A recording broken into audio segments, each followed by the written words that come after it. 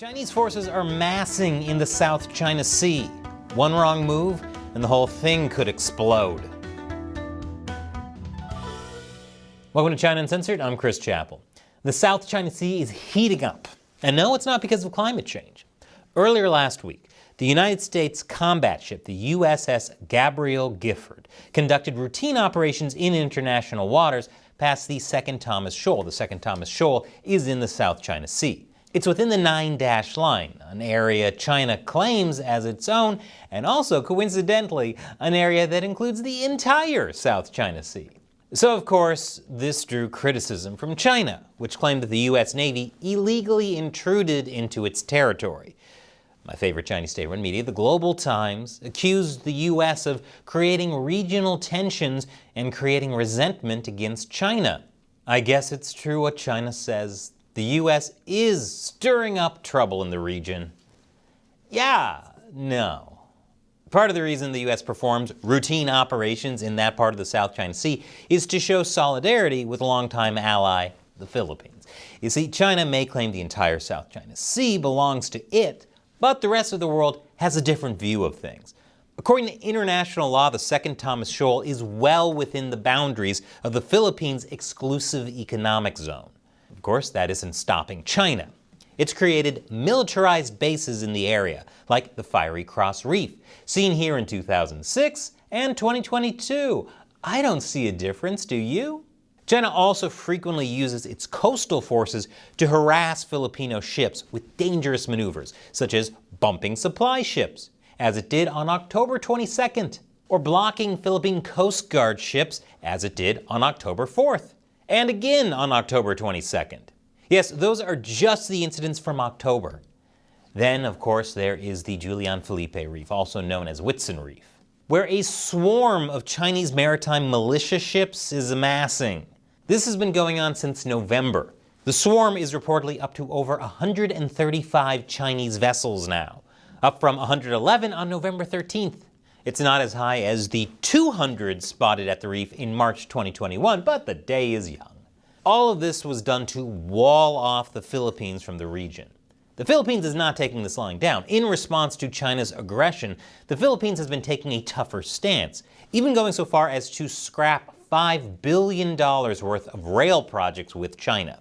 It's also been conducting military exercises with regional partners like the US, Japan, South Korea, and Britain. With Japan, this included practice using water cannons and towing. It's not just exercises. The Philippines has conducted joint patrols with the US as well as Australia. It's also in talk with other countries like Japan, New Zealand, the UK, Canada, and France to conduct joint patrols. The Philippines has been beefing up its counter against China in other ways as well. One of them is by maintaining the Sierra Madre, a World War II-era ship deliberately grounded on the Second Thomas Shoal to maintain Filipino presence in the region. Yes, the same Second Thomas Shoal that the USS Gabriel Gifford's passed near. Chinese blockades constantly try to keep the Philippines from resupplying the Sierra Madre, but the Philippines keep managing to get through. In addition, the Philippines recently announced a civilian Christmas convoy to visit disputed South China Sea islands between December 10th and 12th of this year. It's going to be a very Merry Christmas this year. Although the Philippines is restricting access to the Sierra Madre out of safety concerns, the Christmas convoy will visit other important locations in the South China Sea. One of them is T2 Islands in the Spratlys Archipelago. It's a very small 91-acre island that's around 300 miles from the Philippines mainland. But it's vital for the Philippines, and it could be a flashpoint of conflict. I'll tell you why after the break. Welcome back. T2 Island is a major point of conflict between the Philippines and China. It constantly faces harassment from Chinese maritime militia vessels. According to the Wall Street Journal, Chinese militia boats have in recent years gathered around T2 in large numbers, some 40 or 45 in November, lingering for days or weeks at a time, often backed up by Chinese Coast Guard ships. There's a reason why China's doing this. T2 Island is just 14 miles away from Subi Reef, a place that's brimming with Chinese military infrastructure. China would very much like to take T2 and other Filipino islands to exert influence in the entire Asia-Pacific region and the wider world in general. The Philippines knows that it can't back down. which is why it's using T2 Island to double down on countering China's military buildup. On top of encouraging civilians to live on T2 Island with free rice, the island now has vital infrastructure like Wi-Fi and cell phone connection, paved roads, a wharf, a grade school, a gymnasium, and an evaluation center. On top of that, the Philippines recently inaugurated a new Coast Guard monitoring base there. The base even has the added benefit of having been blessed with holy water.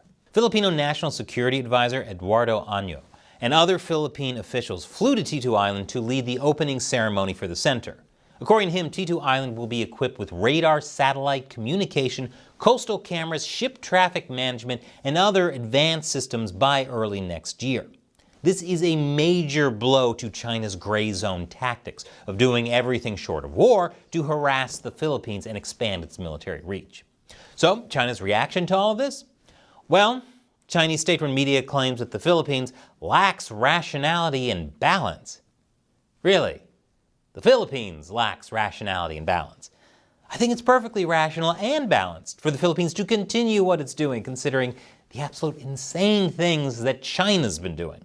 Look no further than the footage that the Philippines captured of China's maritime militia amassing near Whitsun Reef, which isn't too far from T2 Island. Of course, the Asia Times says the recent expansion of the T2 Island base is putting the Philippines on a collision course with China in the South China Sea. And I wouldn't be surprised if something did ignite thanks to China's bullying, especially if China escalates things. Hopefully the Philippines will be ready when that time comes. Now I've got a video I want to show you that I think will tickle your fancy. But first, it's time to show love to the people who make this show possible. The China Uncensored 50 Cent Army, fans who support the show on patreon.com/China Uncensored. As a way of thanks, I'll answer their questions at the end of these episodes. Today's question comes from Steve Hudson. Chris, I would love to see an update on the princelings and the new chaos, and maybe even an episode detailing them and their spawn. Ah, the princelings. That's a term for the sons and daughters of the Chinese Communist Party's original elite members. They're essentially the red aristocracy of China's great classless communist system. In fact, J.P. Morgan had to pay a huge fine for creating a sons and daughters program to specifically hire princelings. Yes, the enemies are in the gate. So there are a bunch of princelings, and their interests don't always align, so it's hard to talk about them as a single cohesive group.